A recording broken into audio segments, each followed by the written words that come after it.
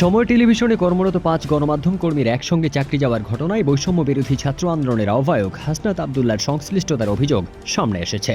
গত মঙ্গলবার ফ্রান্স ভিত্তিক সংবাদ সংস্থা এজেন্স ফ্রান্স বা এএফপি এই নিয়ে খবর প্রকাশের পর বাংলাদেশের গণমাধ্যমের স্বাধীনতার বিষয়টি নতুন করে আলোচনায় আসে।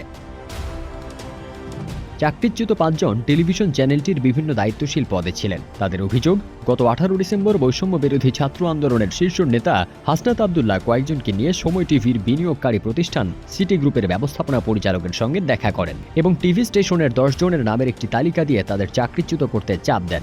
পরবর্তীতে সেই তালিকায় ৫ জনকে ডেকে পদত্যাগ করতে বলার পর তারা তাতে অস্বীকৃতি জানালে একই দিন হোয়াটসঅ্যাপে তাদের অব্যাহতিপত্র পাঠানো হয়। প্রায় ১৫ জনের একটি দল সহ হাসনাত আবদুল্লাহ সিটি গ্রুপের হেড অফিসে গিয়ে কয়েকজনকে চাকরি থেকে বাদ দেওয়ার জন্য চাপ দেওয়ার কথা গণমাধ্যমকে নিশ্চিত করেছেন প্রতিষ্ঠানের ব্যবস্থাপনা পরিচালক মোহাম্মদ হাসান। তবে সিটি গ্রুপে যাওয়ার কথা স্বীকার করলেও সেখানে গিয়ে ভয় দেখানো বা তালিকা দেওয়ার অভিযোগ অস্বীকার করেছেন বৈষম্য বিরোধী ছাত্র আন্দোলনের আহ্বায়ক হাসনাত আবদুল্লাহ। শেখ হাসিনা ক্ষমতায় থাকার সময় সরকারের মুখপাত্র হিসেবে ব্যবহৃত হওয়ার নানা অভিযোগ তোলা হয় বেসরকারি সময় টেলিভিশনের বিরুদ্ধে। তবে অন্তর্বর্তী সরকারের আমলেও গণমাধ্যমের স্বাধীনতার উপর এমন হস্তক্ষেপকে অশনি সংকেত বলেই মনে করছেন বিশ্লেষকরা।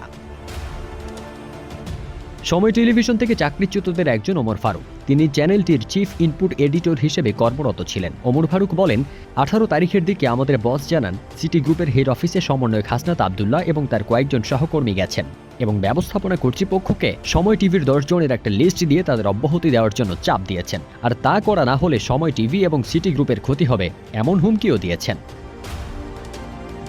এ নিয়ে আরেক চাকরিচ্যুত সাংবাদিক মোহাম্মদ আরিফুল সাজ্জাদ বলেন, সিটি গ্রুপের ব্যবস্থাপনা পরিচালক মোহাম্মদ হাসান, এডিটোরিয়াল উপদেষ্টা নিয়াজ মোর্শেদ এবং সময় মিডিয়া লিমিটেডের চেয়ারম্যান মোর্শেদুল ইসলামকে জানান যে হাসনাতের নেতৃত্বে একদল ছেলে ওখানে গিয়ে শাসিয়ে আসে। তারা মিসবিহেভ করে, তাদের একটি তালিকা ধরিয়ে দিয়ে বলে যে এরা ফ্যাসিস্টের দোসর, এদের এখান থেকে চলে যেতে হবে। পরে রবিবার ৫ জনের সঙ্গে বসে কোম্পানির বৃহত্তর স্বার্থে তাদের রিজাইন দেওয়ার অনুরোধ করা হয় বলে জানান স্টেশনটির সাবেক chief output editor mister Sajjad. কিন্তু কেউই এতে রাজি না হলে এই দিন কোনো কারণ না দর্শিয়েই হোয়াটসঅ্যাপের মাধ্যমে তাদের অব্যাহতিপত্র পাঠানো হয়। এদিকে চাকরি ছাঁটাইয়ের জন্য কোনো তালিকা দেওয়ার কথা অস্বীকার করেছেন বৈষম্য বিরোধী ছাত্র আন্দোলনের আহ্বায়ক হাসনাত আবদুল্লাহ। সাংবাদিকদেরই একটি অংশ এটি করার জন্য সাজেস্ট করেছে বলে দাবি করেন আবদুল্লাহ।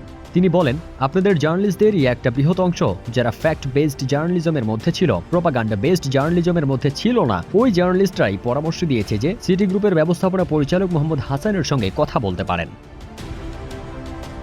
কিন্তু সময় টিভিতে প্রতিবাদ না পাঠিয়ে কিংবা প্রেস কাউন্সিলের মতো যথাযথ প্রক্রিয়ায় না গিয়ে সরাসরি অফিসে কেন গেলেন, এমন প্রশ্নের জবাবে মিস্টার আবদুল্লাহ বলেন, পরবর্তীতে জেনেছি কি কাউন্সিল আছে এটা সেটা, কিন্তু এই ইস্যুর একদম প্রথম দিন থেকে জার্নালিস্টরাই বলেছেন ওনার সঙ্গে কথা বলতে। তালিকা দেওয়ার বিষয়ে প্রশ্ন করলে তিনি বলেন, আমি ব্যক্তির বিরুদ্ধে কোনো অভিযোগ দেই নাই, বরং দীর্ঘ সময় ধরে করা প্রমাণহীন নানা রিপোর্টের বিষয় তুলে ধরে প্রতিষ্ঠানটির প্রতি জনসাধারণের যে অনাস্থা তৈরি হয়েছে তার নিরসনে প্রয়োজনীয় ব্যবস্থা নেওয়ার কথা জানিয়েছেন বলেও দাবি করেন তিনি। ফারদিন সানি, দেশ রূপান্তর।